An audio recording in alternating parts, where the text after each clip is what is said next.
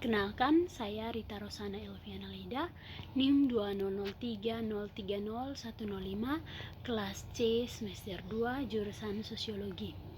Saya akan mempresentasikan hasil review buku ke-7, mata kuliah Sosiologi Komunikasi, dengan judul Kegiatan Data dan Perubahan Sosial.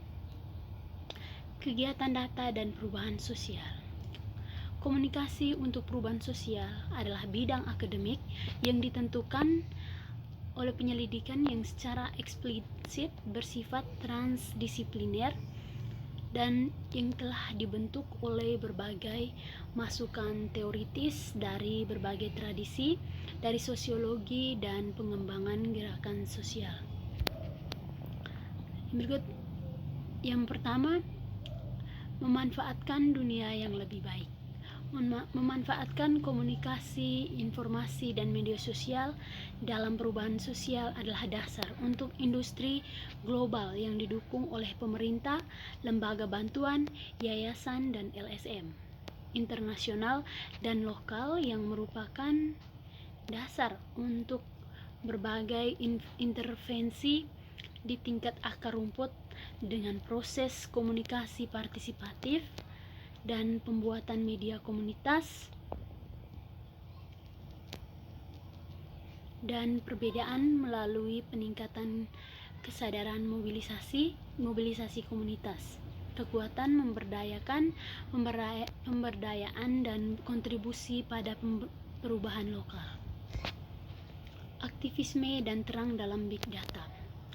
Aktivisme harus diakui sebagai usaha individu atau kolektif yang dirancang untuk membina atau membimbing politik sosial, ekonomi, lingkungan perubahan dengan maksud membuat perbaikan di masyarakat atau perusahaan, memperbaiki ketidakadilan sosial,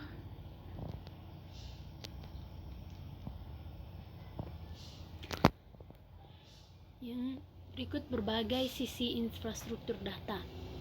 Lembaga antar pemerintah mengejar ketertinggalan dengan revolusi data yang mendorong upaya untuk mengisi kesenjangan informasi tentang pembangunan dunia. Departemen Ekonomi dan Sosial, Perserikatan Bangsa-Bangsa, Wakil Sekretaris Jenderal Urusan Fu Hongbo telah meminta lebih banyak data dalam pengembangan karena statistik membentuk pemahaman kita tentang dunia. Korporasi yang tidak hanya menjadi bagian dari politik komputasi, mereka juga menggunakan alat ini untuk tujuan mereka sendiri. Agen terbesar di Jerman, Scufa, direncanakan pada tahun 2012 untuk menambang data untuk menganalisis lingkaran tentang solvabilitas individu di situs jejaring sosial untuk menilai kelayakan kredit mereka. Di bidang jurnalistik, bidang jurnalistik memiliki arti sebagai angin segar bagi organisasi jurnalistik. Sektor media berita telah mengalami krisis abadi sebagai akibat dari popularisasi TIK dan media sosial. Di pasar yang matang, sirkulasi dan angka penonton yang menurun setiap tahun sejak tahun 1990-an. Sejalan dengan tren penurunan ini, publisitas nasional telah mendukung iklan digital dan agregator semacam itu sebagai Google dan Yahoo melalui situs web organisasi media menggunakan model bisnis organisasi media konvensional. Sementara itu, ruang redaksi layu dan jurnalis dipecat secara massal. Jurnalisme yang sering dikepung agar demokrasi berfungsi sebagai warga negara harus terus mendapat informasi. Berikut aktivisme data proaktif.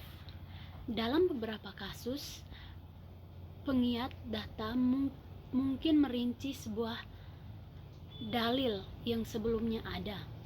Emma Peirce yang diwawancarai untuk penelitian ini menyebutkan bahwa sebuah objek yang ia kerjakan dengan global witness, di mana para aktivis menganalisis dan memproses banyak data tentang siapa yang memiliki perusahaan di Inggris untuk surga pajak lepas pantai. Pendekatan dalam proyek ini bersifat abduktif, yaitu dimulai dengan serangkaian pengamatan yang tidak lengkap dan dilanjutkan ke yang paling banyak penjelasan yang mungkin. Dalam proyek tax havens, para analisis tidak hipotesis mulat. Jika mereka menemukan asosiasi, ada potensi untuk dibentuk kampanye di sekitar mereka. Namun jika tidak, kemungkinan itu berakhir. Namun mereka mengakui bahwa lebih senang terjadi adalah sebaliknya. Dari perspektif studi gerakan sosial. Gerakan sosial adalah jaring organisasi dan aktor yang tersebar dengan kepentingan yang sama terorganisir, namun informasi dan horizontal yang mana terlibat dalam hubungan konfliktual dengan lawan yang digunakan yang tidak konvensional, artinya terkait dalam sistem informasi dari berbagai identitas kolektif untuk perubahan sosial. Kampanye gerakan yang sering terjadi